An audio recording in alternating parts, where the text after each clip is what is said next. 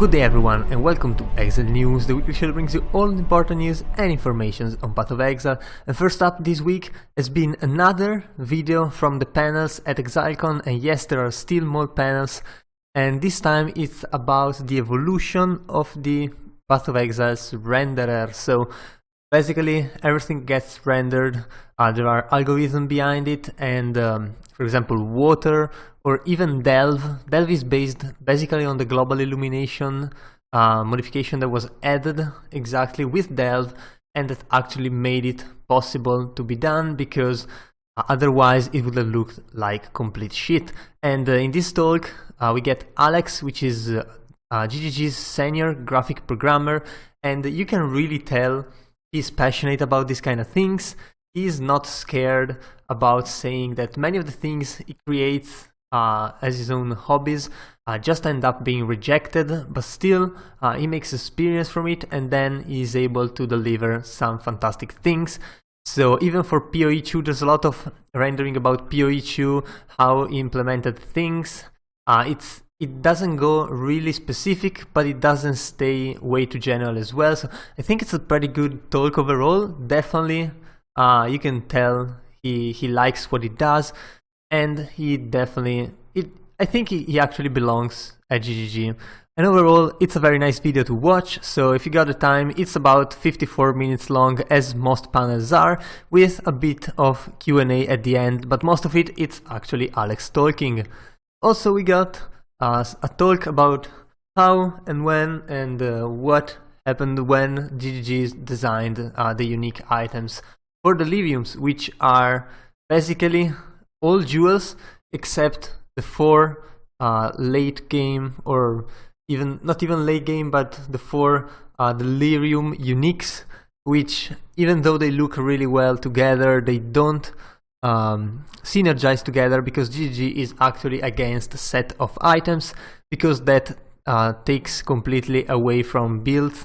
Since if you say you need a specific set, all you have to do is just buy the set, which is completely against the crafting and the making of your own build. So definitely really looking really good. If you want your armor to look like this, you can just transmog them over, I guess. But still, most of the things are jewels. For example, one with nothing, which is the one that adds the hollow palm technique.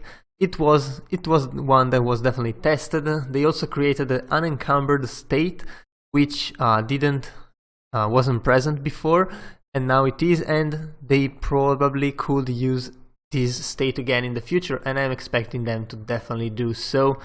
And well, you could tell this duel was gonna be strong, because one with nothing is one of the first names that GGG considered for the actual Path of Exile game, and the acronym is OWN, and it was back in the time where OWN was used even before Rect, and OWN 3D was like the bigger platform for streaming. You know, if you've been in gaming since then, you probably know what this refers to, but GGG also didn't go with that. It went with Path of Exile, which is PoE, a very good acronym, honestly, sounds good.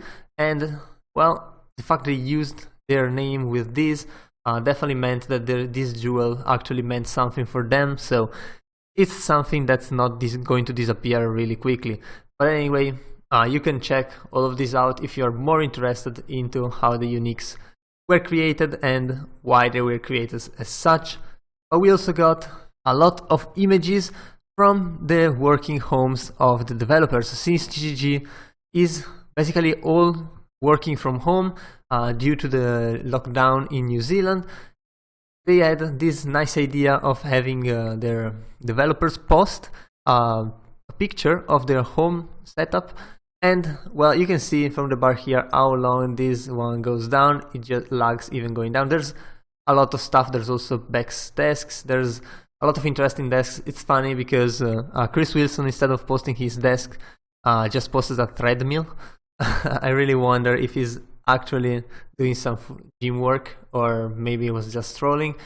There was at least one guy with a screenshot of fishing stuff in game, so definitely trolling as well in there. But you can see it's really nice to see.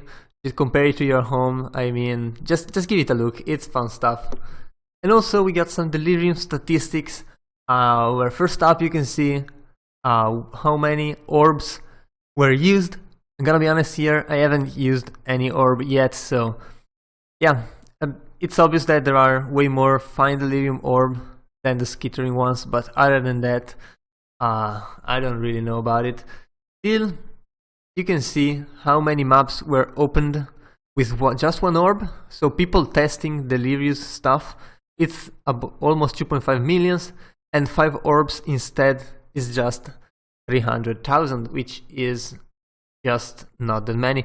But what you can see is also that people who do 2 and 3 orbs probably just go down to 5 as well, so 3 and 4 are really not done as much as 5, because once you have the power, you just go full juice and just go 5 orbs instead of going 3 and 4, which feels like just the unhappy medium in there. And this, you can see the percentages of death. Of course, 1 orb maps have the most death, since they also have the most openings, and you can see the number of deaths is barely above the number of maps opened, so almost the ratio is almost 1-to-1, although the death in the 5 orbs map is much higher than the 1-to-1, so you can tell that maps get harder as they go down. You can see the ratio over here, the ratio goes up the more you juice your maps, so it is how it should be. The harder the map, the more death per map, and it actually makes sense, strangely. Also, for the simulacrum, you can see the waves started, the waves completed, and the percentage of completion. And you can see, I mean, the graph shows a very big dip here, but you have to consider that it's only showing the top 30% of completion. If you had the full graph, this dip wouldn't be that big. And as you can see, the completion is almost 100% up until, well, pretty much the level 14, and then it takes a small dip on the 15, and then on the 17, 18 and 19 and 20 it takes a major dip. It's still above 3/4% of completion, which is really high for a wave 20, but I guess people who can't get here just failed before, and GG tries to explain it, saying that some bosses are guaranteed to spawn like in the latest level if you haven't spawned them yet. And well, I guess that's how it is. I mean, I haven't tried it myself yet, but it feels like people who do definitely have the power to actually complete it.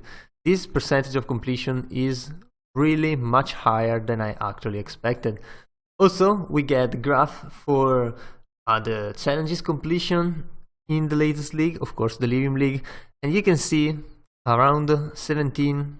This is at 4 weeks actually, instead of 5 weeks, which is when the Metamorph Challenge Leagues got their own statistics.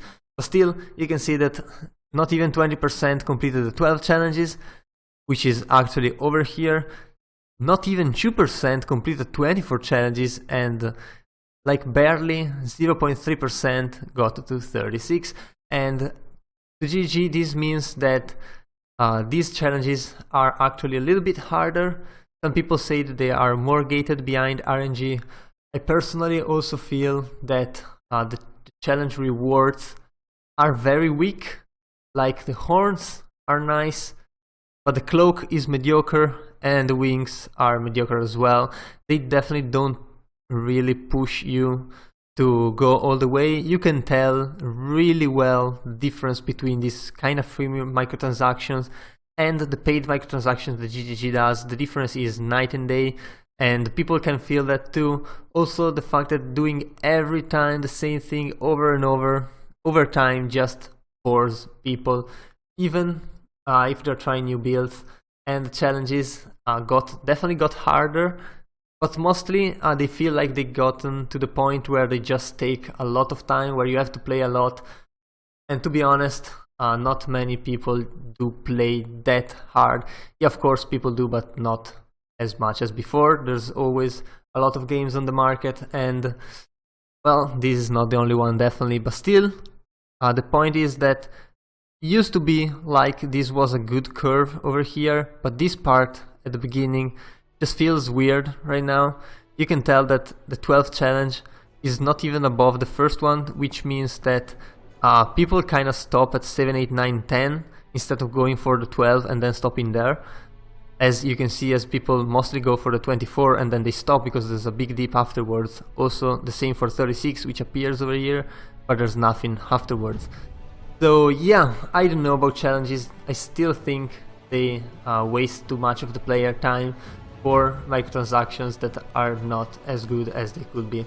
But I mean, that's just my opinion, and of course it might be different for you.